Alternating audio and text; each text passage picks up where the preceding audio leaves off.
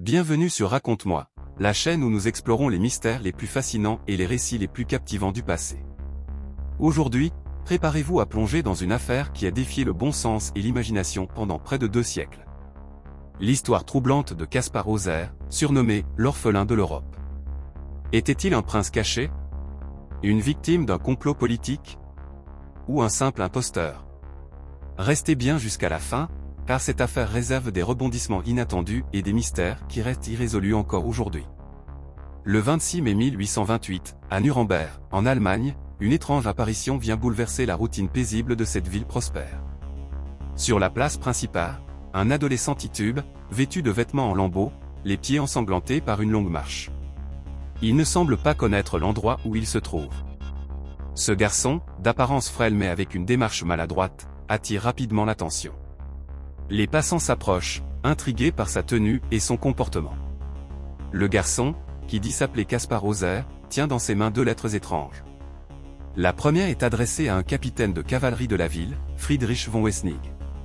Elle prétend provenir d'un paysan inconnu qui aurait élevé l'enfant dans le secret pendant de nombreuses années. Mais ce qui intrigue encore plus, c'est la 2e lettre, censée avoir été écrite par la mère de Caspar. Elle affirme que son père était un cavalier mort au service de l'empereur Napoléon. Caspar ne semble connaître que peu de mots, répétant inlassablement la même phrase. « Je veux devenir cavalier, comme mon père. » Mais il y a autre chose d'étrange. Il ne sait ni lire, ni écrire, ni même se comporter comme un adolescent normal. Il marche avec difficulté, comme si ses muscles n'avaient jamais été utilisés correctement, et il manifeste une peur palpable du monde qui l'entoure.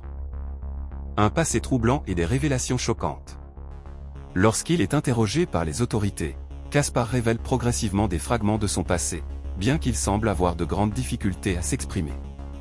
Il affirme qu'il a été retenu prisonnier depuis son plus jeune âge, enfermé dans une pièce sombre et étroite, où il n'avait ni fenêtre ni contact humain.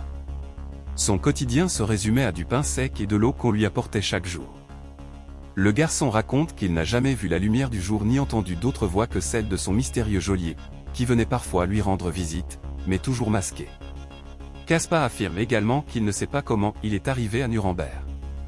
Il se serait simplement réveillé un matin, libéré par son geôlier, qui lui aurait donné des vêtements, des lettres et des instructions pour aller en ville. L'engouement autour de Caspar. Rapidement, la nouvelle de cette apparition mystérieuse se répand comme une traînée de poudre. Des gens affluent de toute l'Allemagne pour voir ce garçon étrange et écouter son histoire. Les savants, les médecins et même les philosophes se penchent sur son cas, essayant de comprendre qui il est vraiment. Certains pensent que Caspar est un imposteur, qu'il a inventé toute cette histoire pour attirer l'attention. Mais d'autres sont persuadés qu'il est bien plus qu'un simple orphelin. Une théorie commence à émerger.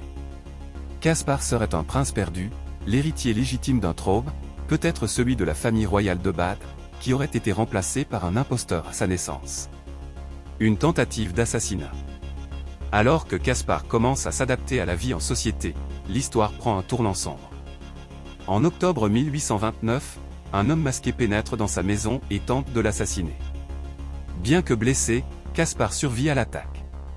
L'agresseur s'enfuit sans être identifié, mais cette tentative renforce les théories d'un complot. Pourquoi quelqu'un voudrait-il éliminer Caspar, si ce n'est pour cacher une vérité gênante? Caspar commence alors à être protégé par des partisans qui croient fermement en son innocence. Il est hébergé par un professeur, Georg Friedrich Döme, qui lui enseigne à lire, écrire et développer ses capacités. Mais malgré ses progrès, Caspar reste une énigme. La mort tragique de Caspar. Le 14 décembre 1833, alors qu'il vit à Ansbach, Caspar est retrouvé grièvement blessé dans un parc. Il prétend avoir été attiré dans un guet-apens par un inconnu, qui lui aurait promis des informations sur ses origines. Cet homme l'aurait poignardé avant de disparaître dans l'obscurité. Caspar succombe à ses blessures 3 jours plus tard, emportant avec lui tous ses secrets. Sa mort choque l'Allemagne et ravive les théories sur son identité.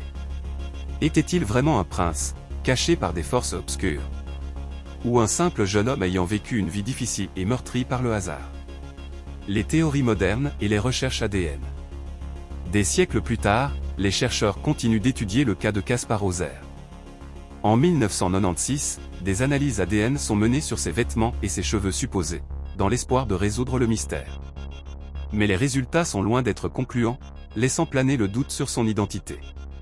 Caspar Hauser reste l'un des mystères les plus troublants de l'histoire européenne.